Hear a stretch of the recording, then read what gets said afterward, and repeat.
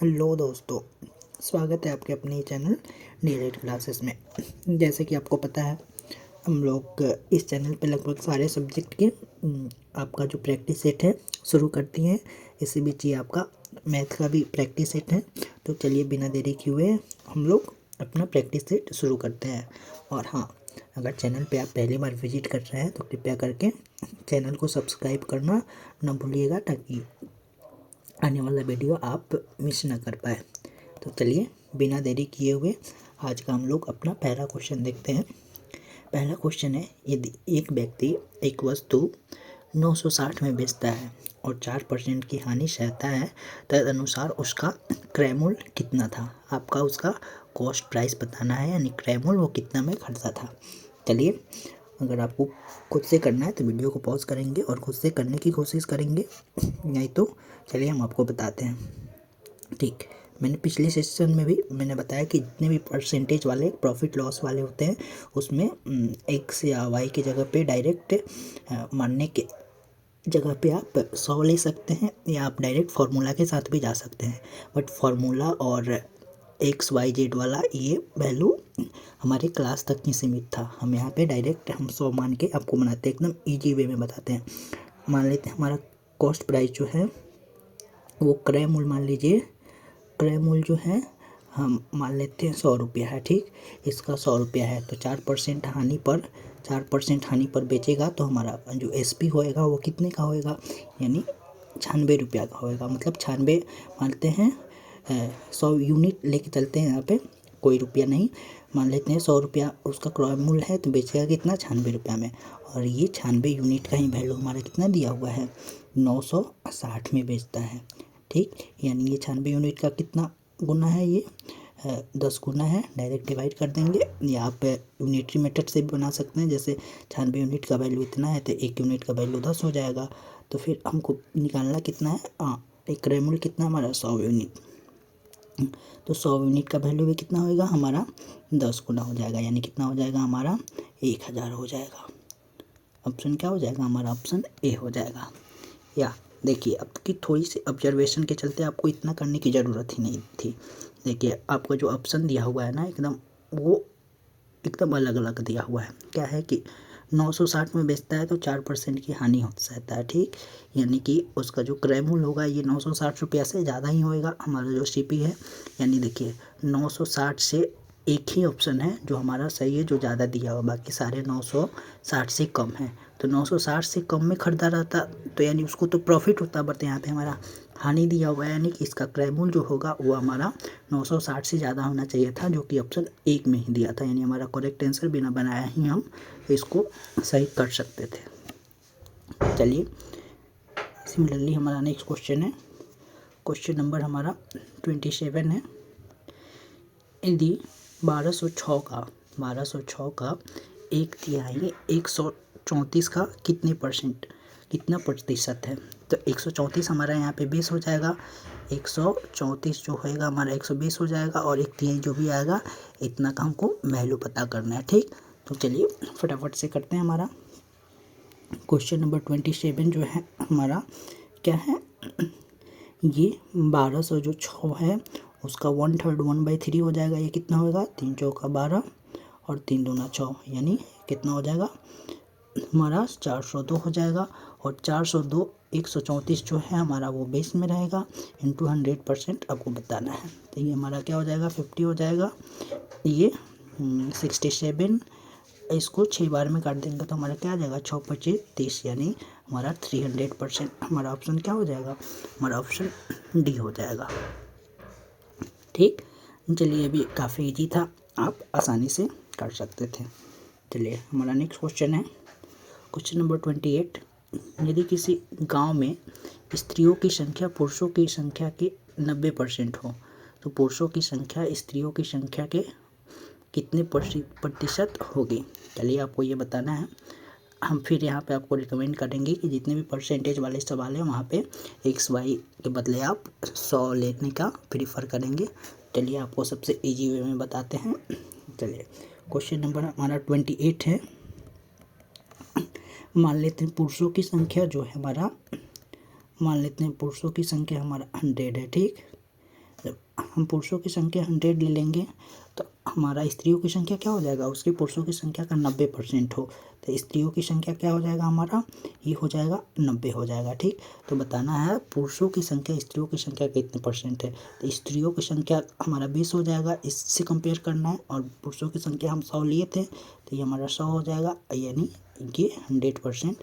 इसका वैल्यू हमको पता करना है, 1 0 से 1 0 कट जाएगा, यानी 1000/9, तो ये 111 पॉइंट ऐसे ऐसे होते जाएगा, यानी कि अप्रॉक्स में हमारा वैल्यू क्या हो जाएगा, 111% हो जाएगा। हमारा ऑप्शन क्या हो जाएगा, डी हो जाएगा। चलिए, एकदम इजी था, आप आसानी से इसको कर सकते थे। चलिए, हमारा नेक्स्ट क्वेश्चन है, ये क्वेश्चन आपका सिंपल इंटरेस्ट है। सबसे पहले क्वेश्चन देखते हैं क्या है। जॉन ने एक धनराशि 10% के वार्षिक साधारण ब्याज की दर पर निवेश की है। 4 वर्षों बाद यदि वह राशि ब्याज सहित, यानी हमारा मिश्रधन है, अमाउंट है मिश्रधन है, हो जाती है तो तदनुसार वो राशि कितनी थी, यानी हमारा प्रिंसिपल बताना है, वो राशि हमारा यानी प्रिंसिपल आपको बताना है। चलिए, सिंपल इंटरेस्ट की रेट की दर से तो आपको क्या करना है, रेट पे ध्यान देना है, रेट पे ध्यान देना है। रेट क्या है, 10% है। ठीक, रेट आपका 10% है, 10 को क्या लिख सकते हैं, 1/10 लिख सकते हैं, या 1% का 1 साल का रेट आपका 10 है तो 4 साल का आप क्या लिख सकते हैं, 4 साल का ये आपको जो सिंपल इंटरेस्ट वो 40% हो जाएगा। ये सिंपल बढ़ता है, या इसको जब जो रेट होता है ना, इसको हम मान लेते हैं प्रिंसिपल मान लेते हैं, और ये हमारा ऊपर वाला इंटरेस्ट हो जाता है। ठीक, तो 1 साल का ब्याज 1 यूनिट है तो 4 साल का ब्याज हमारा कितना हो जाएगा, 4 यूनिट हो जाएगा। और हमारा प्रिंसिपल 10 है तो अमाउंट कितना हो जाएगा, हमारा अमाउंट हो जाएगा 4 + 10 यानी 14 हो जाएगा। ठीक, ऐसे भी हमारा 14 यूनिट आएगा। या फिर 1 साल का रेट 10% है तो 4 साल का हमारा 40%, तो इसको क्या लिख सकते हैं, 4/10। तो हमारा 10 को हम जो नीचे वाला होता है उसको प्रिंसिपल लेते हैं, और ऊपर वाला क्या हो जाता है, हमारा इंटरेस्ट हो जाता है।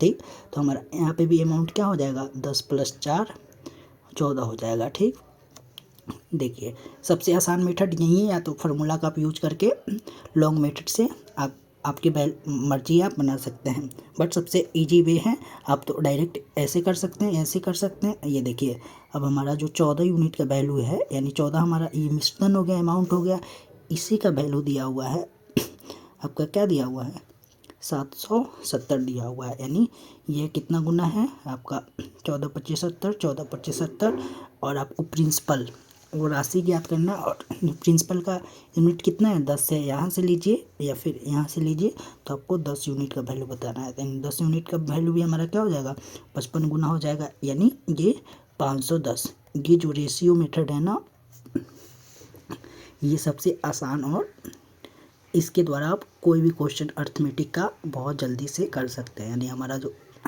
प्रिंसिपल हो जाएगा वो क्या हो जाएगा, 550 रुपया हो जाएगा। चलिए, सिमिलरली आपका ये हमारा कंपाउंड इंटरेस्ट का भी क्वेश्चन आ गया। चलिए, उसको करने से पहले हम थोड़ा सा इसको मिटोड़ दें। चलिए, सबसे पहले हम क्वेश्चन पढ़ते हैं। क्वेश्चन है, यदि 6400 का 2 वर्षों का इतना प्रति वर्ष की दर पर चक्रवृद्धि ब्याज कितने दर रुपये होगा।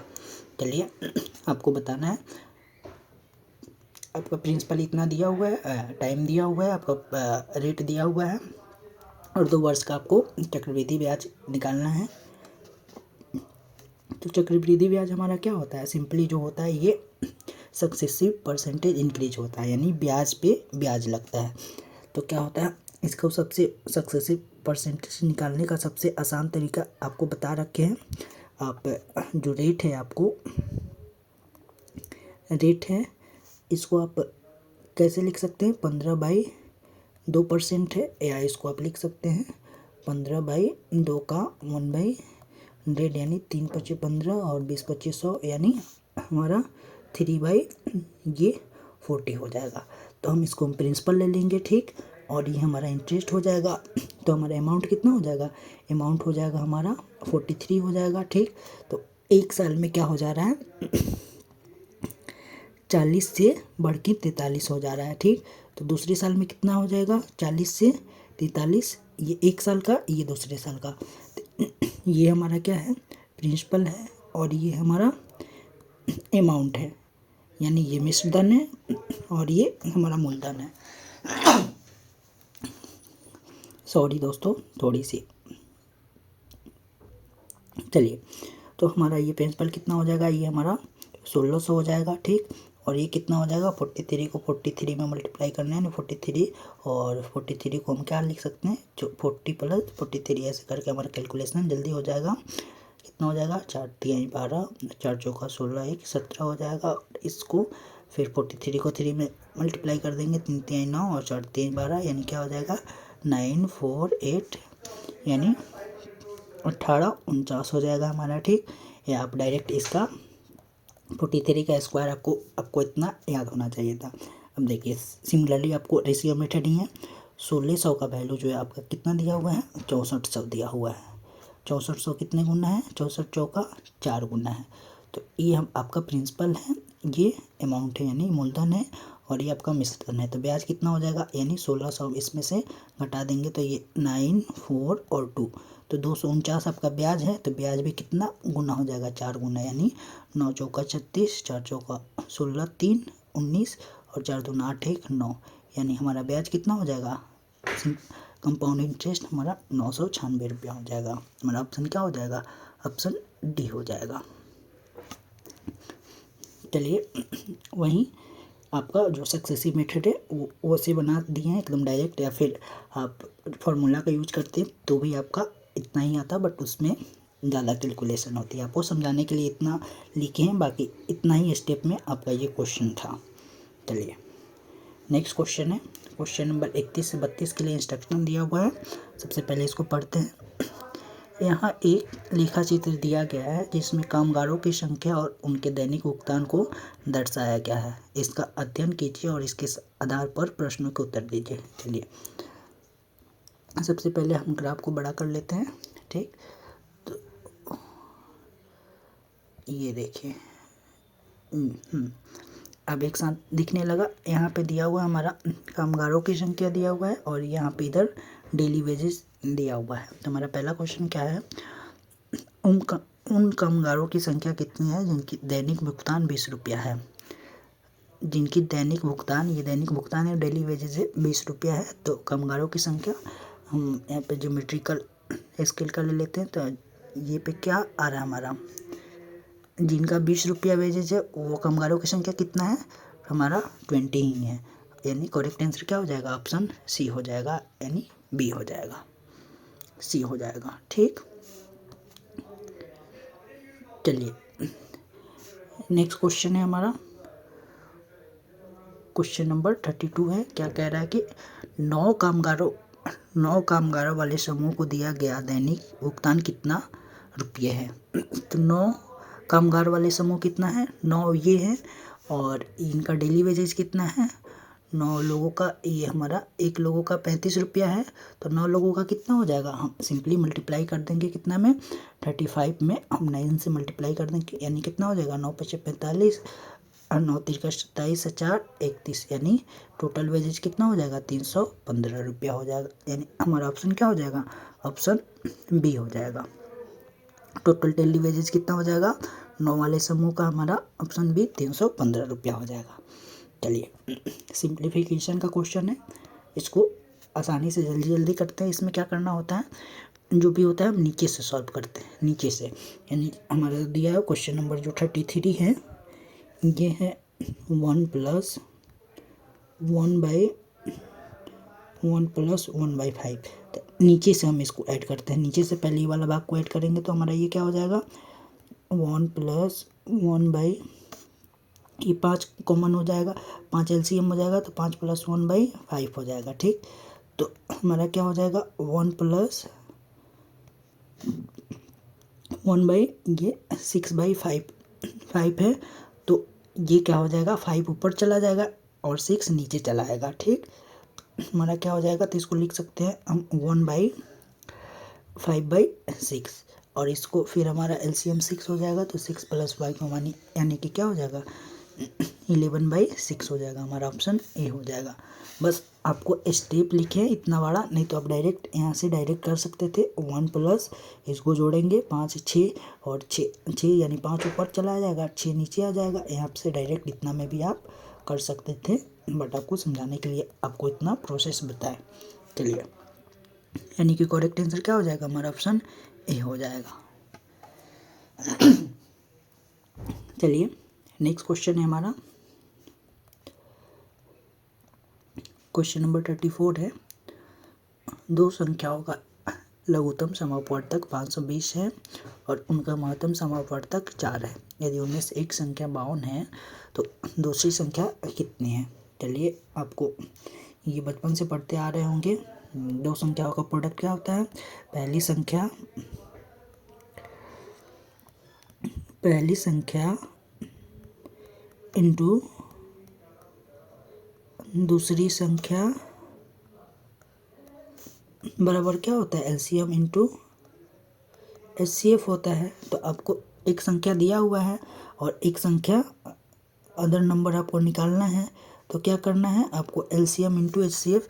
एलसीएम क्या है 520 है और एचसीएफ 4 है, और एक संख्या क्या दो है इधर आएगा तो ये डिवाइड हो जाएगा। उनमें से एक संख्या 52 है तो दूसरी संख्या क्या हो जाएगी, तो दूसरी संख्या ये हमारा हो जाएगा 10 बार में, यानी अदर नंबर क्या हो जाएगा हमारा 40 हो जाएगा। ठीक, यानी ऑप्शन ए हो जाएगा। चलिए, नेक्स्ट क्वेश्चन है क्वेश्चन नंबर 35। यदि इतना इजिकल टू ये है तो के का मान आपको बताना है। चलिए, इसको सॉल्व करते हैं।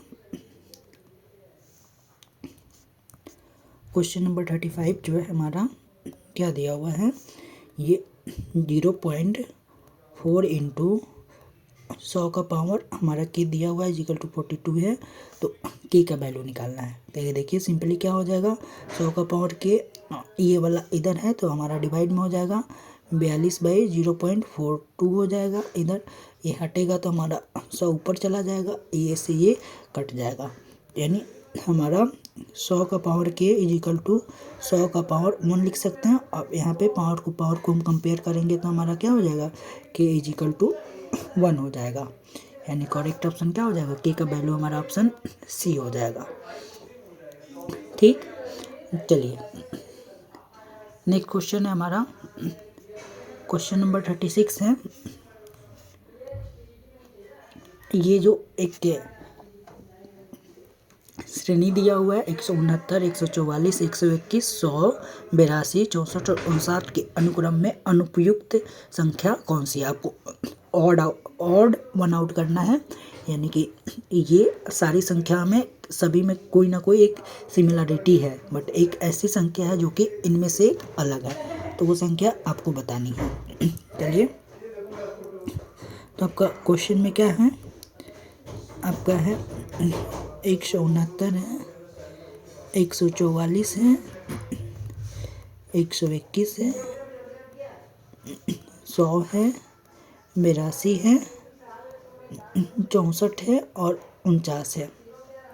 देखिए, तो ये क्या है, 13 का स्क्वायर है हमारा, ये 12 का स्क्वायर है, ये 11 का स्क्वायर है, ये 10 का स्क्वायर है, बट 9 का स्क्वायर हमारा 81 होना चाहिए, बट ये 82 दिया हुआ है। ये 8 का स्क्वायर है, ये 7 का स्क्वायर है, यानी कि ये जो हमारा संख्या जो है ये अनुक्रम में नहीं, यानी करेक्ट आंसर क्या हो जाएगा, हमारा ऑप्शन डी हो जाएगा।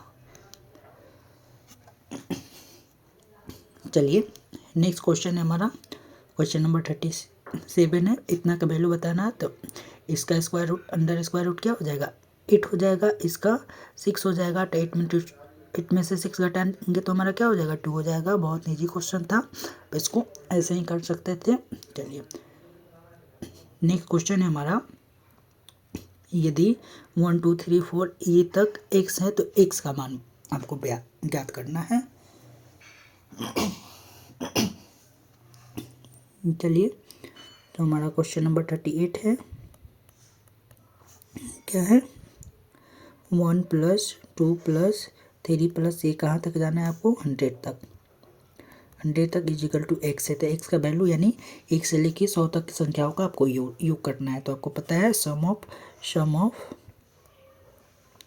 सम ऑफ एन नेचुरल नंबर क्या होता है? Sum of N natural number equal to होता है एन इंटू एन प्लस 1/2 होता है।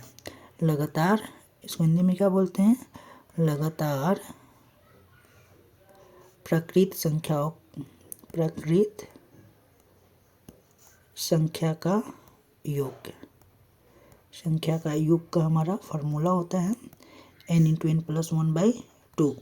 ठीक, तो चलिए 1 से 100 तक का आपको पता करना है, यानी हमारा 100 हो जाएगा इंटू 101 हो जाएगा बाई 2, ये हमारा 50 हो जाएगा।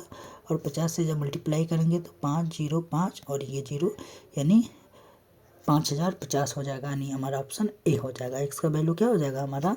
50 हो जाएगा। चलिए क्वेश्चन नंबर 39 है। सबसे पहले क्वेश्चन पढ़ते हैं हमारा।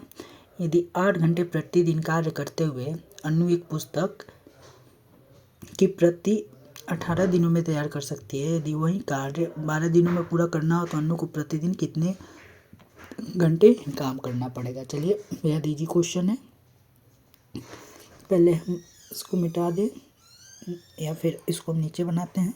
चलिए क्वेश्चन नंबर 39 है, क्या है? देखिए 18 दिन में वो तैयार कर लेती है कितना? 8 घंटे, एट द रेट ऑफ 8 घंटे प्रति डे में। ठीक, और उसी काम को अगर एक दिन में करना चाहे तो उसको ज़्यादा देर काम करना पड़ेगा, ज़्यादा देर प्रति, यहाँ पे घंटा होना चाहिए, प्रति आवर इतना के रेट से कटती है, तो 18 दिन में कटती है। तो एक दिन में करने के लिए इसको ज़्यादा, 1 घंटे में ज़्यादा काम करना पड़ेगा, तभी तो कम दिन में हो जाएगा, यानी 8 इंटू 18 हो जाएगा। ठीक, यहाँ पे थोड़ा सा कंसेप्ट अपोजिट है। ठीक, तो आपको क्या करना है? तो 12 दिन में करने के लिए कितना हो जाएगा? 12 दिन में करने के लिए 8 इंटू 18 और 12 से इसको डिवाइड कर देंगे। 6 दूना 12, 6 तिरका 18 और 2 चौका यानी 4 3, 12 घंटे प्रतिदिन, 12 घंटे काम करना चाहिए प्रति आवर। ये हमारा उसका एफिशिएंसी हो जाएगा, यानी करेक्ट आंसर क्या हो जाएगा हमारा? ऑप्शन ए हो जाएगा।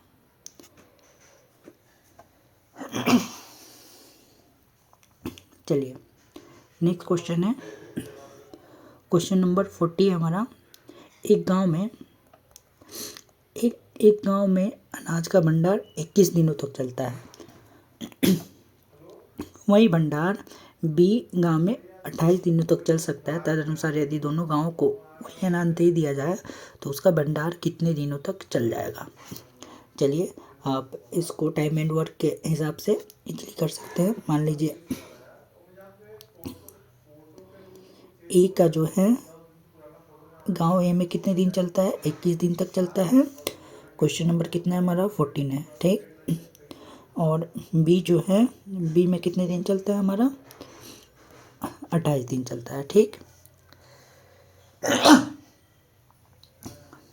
तो दोनों मिला के मान लीजिए इसका जो हमारा एलसीएम जो हो जाएगा, ये इसका हमारा टोटल दिन पता चल जाएगा, यानी दोनों मिलके कितने दिन में चलेगा? तो ये हो जाएगा 84, 21 चौका। इसका एफिशिएंसी गाँव एक दिन में कितना खर्च करता है? तो 21 चौका। ठीक, और बी का एफिशिएंसी कितना हो जाएगा हमारा? 3। ठीक, तो दोनों मिलके कितने दिन में करेंगे? 4/3।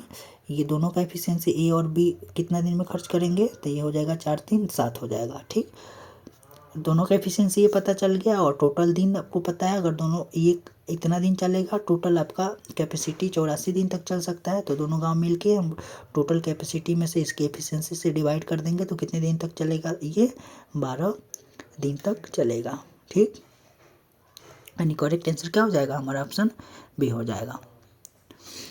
चलिए, और थोड़ी सी आपको परेशानी हो रही होगी, बीच बीच में थोड़ा सा मेरा गला ख़राब है, टॉन्सिल से थोड़ा सी जूझ रहे हैं, बट आपका तैयारी ना रुके, इसी बीच हम आपको ये सेशन करा रहे हैं, तो थोड़ी सी मेरे साथ सहिएगा, उसके लिए हम सॉरी हैं।